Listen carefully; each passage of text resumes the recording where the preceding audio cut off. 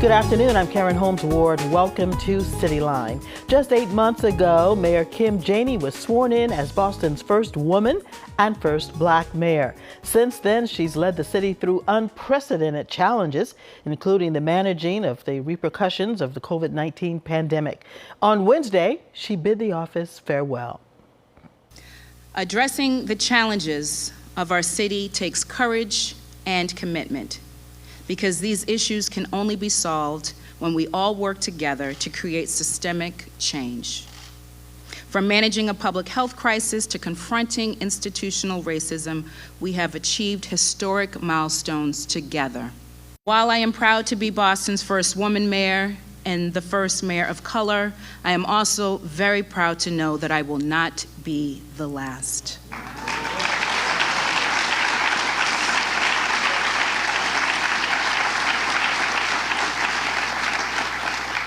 I want to congratulate Mayor-elect Wu for leading an impressive campaign and becoming the first woman of color elected to the office of mayor. Kim Janey is here with us with a look back at her tenure leading the city and a peek of what could be in store for her future. Thanks so much for joining us, Mayor Janey. Oh, it is a pleasure. Thank you so much, Karen. So tell us, what were those first days like after you took the oath of office and became the 55th mayor of the city of Boston? You know, it was such a whirlwind to think, as someone who grew up in the city of Boston, grew up in Roxbury, never would have imagined a black mayor in my lifetime. And then for it to happen and for it to be me was incredible. And there were many times where I had a pinch me moment, like I still couldn't believe that this was all happening.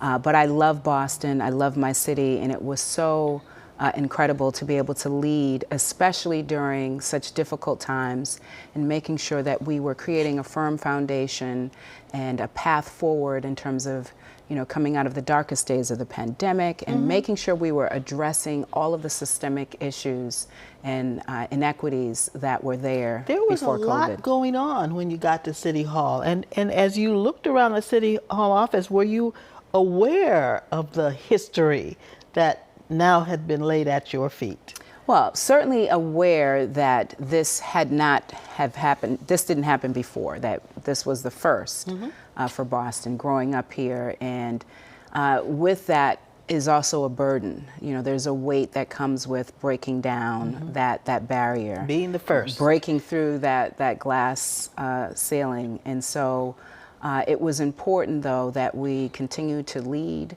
that we do so with joy and celebration of community, that we do all we can to live up to our ideals as a city and as a country. And I think that is the charge that we still have before us, even as we transition.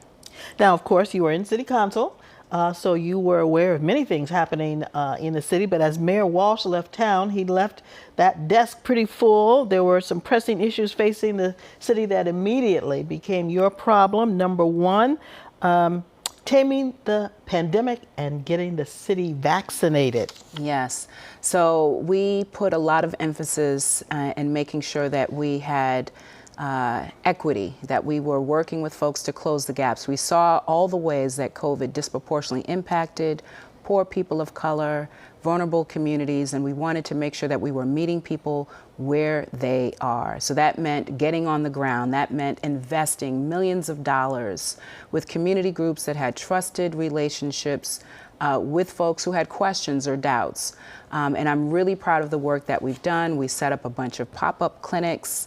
And you put a lot of emphasis on making sure the vaccination got into communities of color with great success. Absolutely.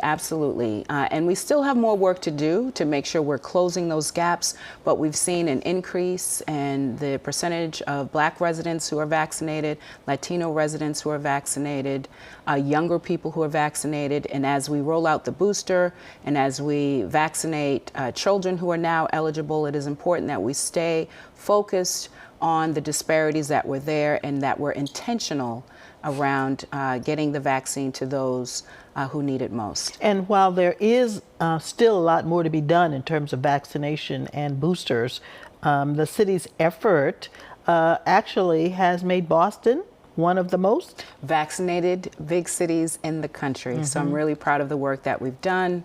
Certainly proud of my team and all of those in community who partnered with us to make sure that we could protect ourselves and all those we love. Now, Mayor Walsh, now Secretary of Labor, Walsh left, of course, just as the controversy surrounding Police Commissioner Dennis White was exploding. Yes. Yes, indeed. He was appointed by former Mayor Walsh and within 2 days was put on leave, and so had to address that during my tenure as mayor. It was really important to me, and I think as we see all across our country that we're doing more to increase accountability and transparency with our police department while we work in partnership with the police to make sure that we are creating a more transparent department. Very difficult set of circumstances. It was very difficult, but I wanted to make sure that we weren't perpetuating this us versus them. That we need to do what's best for the city of Boston. And so had to make a decision about the future of the police force. It is important that we do a search, have a national search. And representation at the top of the police force, which is supposed to be a law-abiding, law-enforcing organization. Yes, indeed, indeed. And that we have a lot of work to do on that front. It wasn't just the leadership, it was making sure that we were putting together a pilot in terms of how we respond to crisis. So I'm really proud of that work. We put together a pilot in terms of responding to mental health crises in our city, and so there's a co-response, there's an alternative response, and also a community response that we are exploring. Now, crime overall in the city of Boston is down, but in the past 2 weeks there have been several violent attacks on police. To what do you attribute this uptick?